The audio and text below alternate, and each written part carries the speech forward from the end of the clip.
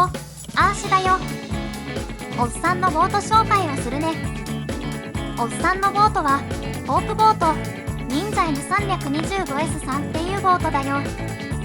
エンジンはマーキュリーのシークロ 9.8 馬力だよ。オーバーパワー申請。振動子はホンデックス TD25 だよ。トランサムに直付けしているよ。万能パイプを使ってたけど面倒になって直付けにしたよ。プロペラは7ピッチ。シークロはサーモ周りとヘッドボルトの持病があるからできる限りの対策はしておいたよ。波よけバイザーを自作しているよ。ポリカーボネートを切って適当なステーとマジックテープで脱着式にしているよ。マジックテープって水にも振動にも強いし優秀だよね。バイザーがなかった時は結構しぶきを浴びていたけどこれのおかげで濡れにくくなったよ。クーラーの下にはヨガマットを敷いているよ。タックルボックスなどの下には滑り止めマットを貼ってあるよ。ヨタンはホンデックス PS711CN 専用ケースが便利だよ。ボートチェアはボートボーボートイルショップさんで買ったよ。回転スイベルはボートにビス止めしているよ。ロフトホルダーは全部で8箇所つけているよ。タモとフラッグが刺さっているのはホープボート純正。2連ロフトホルダーはボートの形状に合わせて取り付けベースをカットして付けているよ。微妙な春に合わせてカットするのに苦労したよ。オーバーパワー申請の注意ステッカー。これが貼ってないと先見通らないよ。オールソケットはカートアップしやすいように段差を少なくしているよ。クーラーはダイワのトランク大小50リットル。ゲスト用ロフトホルダー。インテリアはホワイト系で統一しているよ。クリートにはこんな金具を取り付けてあるよ。カートアップするときに使うよ。ヒールガードはアルミ板を曲げて貼っているよ。真ん中と両サイドにも貼ってあるよ。次は海の上から紹介するよ。海上で見るとこんな雰囲気だよ。灰皿管理。この日は波高 0.3 メートル。やや風が強い日だよ。シーアンカーを入れてるよ。このボートはとても安定してるよ。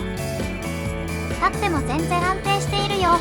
危ないから基本座って釣りをしてるけどキャスティングの時とかも安心感があるよ。はじめはサイドフロートもつけていたけどおっさんはいらないという結論に至ったよ。このボートはもともと定員3名だけど釣りをするなら2名までだね。先見も2名で登録しているよ。ちなみに2名乗船の時はこんなレイアウトになるよ。旅館の下のクーラーには飲み物やお手製おにぎりが入っているよ。最近はコンビニおにぎりも高級品だよね。ここにイケスがあるよ。おっさんはイケスとしては使ってなくて法定備品やスペアパーツ、工具類を入れているよ。カートアップする時も入れっぱなしだよ。魚探は PS611 から711に買い替えたよ。画面が大きくなって見やすくなったよ。次は航行中の映像だよ。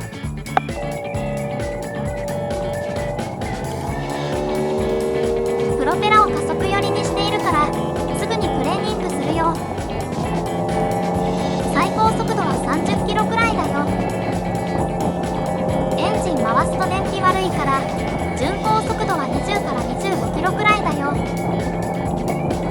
1回の乗降でだいたい5から10リットルくらい燃料を使うよ。燃料は混合ガソリンだよ。オイルはヤマハのスーパースペシャルオイルだよ。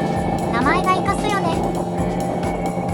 このボートだと波高 0.5 メートルを超えてくると辛いよ。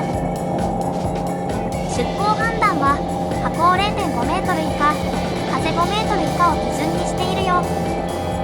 実際風が4メートル超えると快適に釣りができないけどね。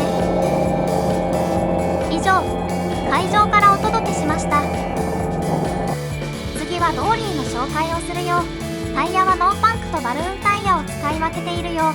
シャフトはバルーン用にカラーを入れて調整しているよ。このドーリーはフォークボート製だよ。ピンを毎回差し替えるのが面倒だったのでおっさん仕様に改造してあるよ。取り付け部の穴を長々加工してこんな感じで使えるようにしているよ。少し持ち上げれば下がるよ。ステンレスは加工が大変だから金属加工屋さんに頼んだよ。ドーリーを下げるときはこんな感じ。海上で下げるときはボートフックで下げれるよ。上げるときはこんな感じ。海上ではボートフックでできるよ。カートアップするときはチルト板を使うよ。純正の板は弱いから厚めの板に変えているよ。この板はハンズマンで買ったよ。次は片付け中の様子と道具を少し紹介するよ。洗内機は超高母すぐに水通しするよ。自作洗内機スタンド、キャスター付き。水抜き用バケツは定番のゴミ箱。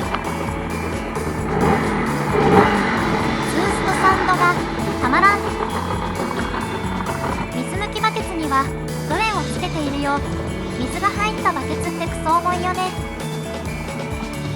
タコメーター、アワーメーター機能もあるよ。水25リットルタンクを2つ。いつも積んでいる道具たち。高圧洗浄機と噴霧器。ボートもタックルも現地で水洗いしているよ。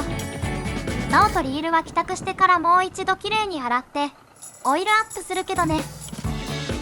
車の中もちょっとだけよ。あんたも好きね。次はボートの積み方編だよ。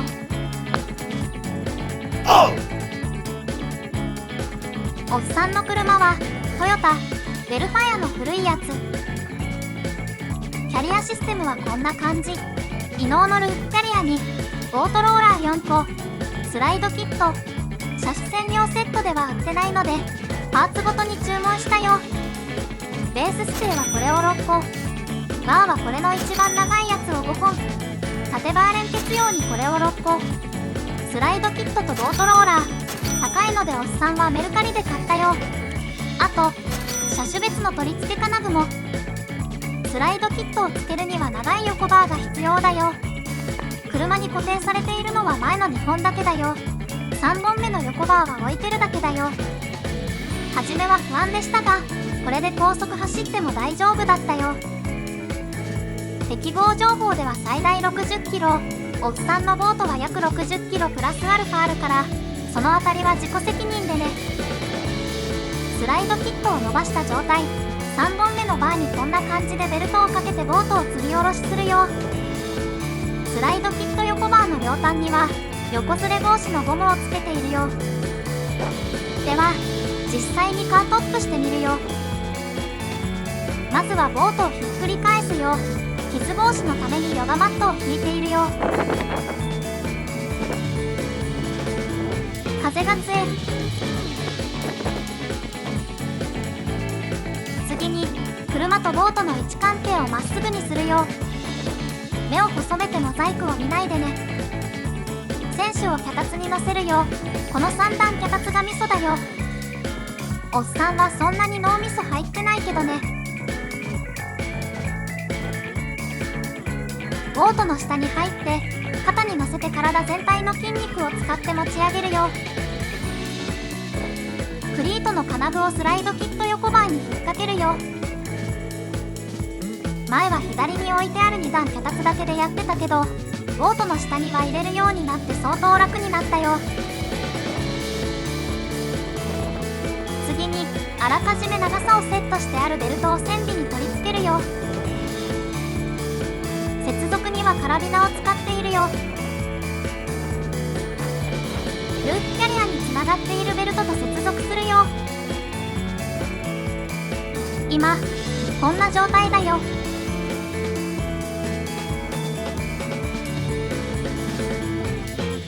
緑がルーフキャリア用ベルト、茶色が線尾用ベルト。色を変えると分かりやすいよ。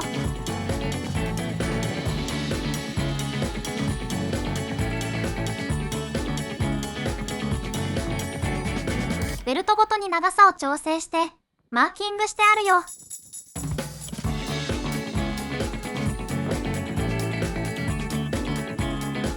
次はルーフキャリアのベルトを締めながら選手を引き上げていくよ。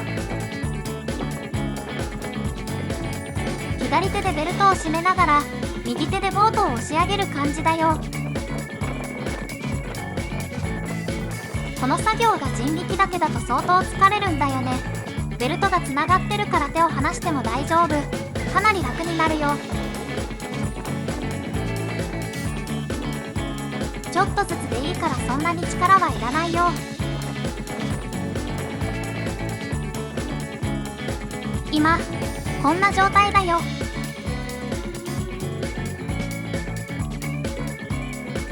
さっきはこのベルトを締めながら作業していたよ。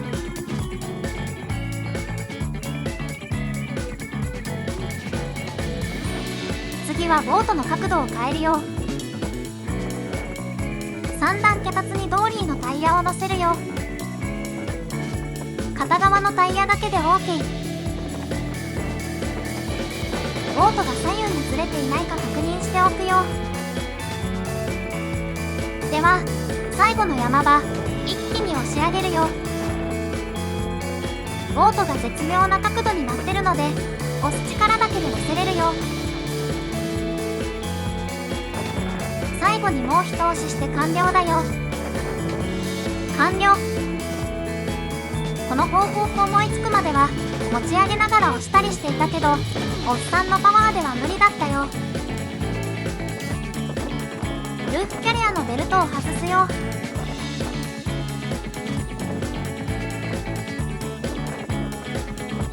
スライドキットを収納するよ。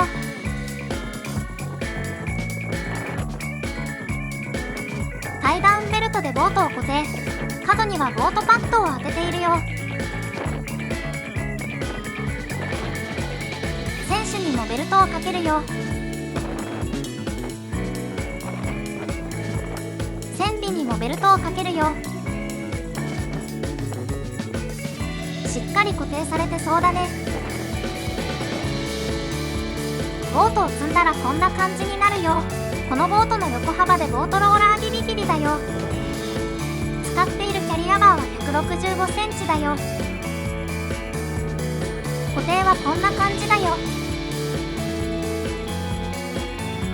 選手に2本、キャリアに3本、船尾に2本、全部で7本で固定しているよ。やりすぎかもしれないけど落としたら大変なことになるからね。ドーリーはさっきの船尾用ベルトで固定しているよ。移動中はたまに緩みの確認をするけど、今のところ緩んだことはないよ。ルーフキャリアも定期的にバシ締めしているよ。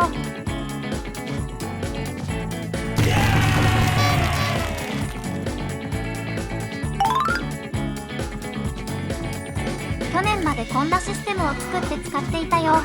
ウインチシステム。楽だけど荷物が増えるし準備が面倒なのでもうやめたよ。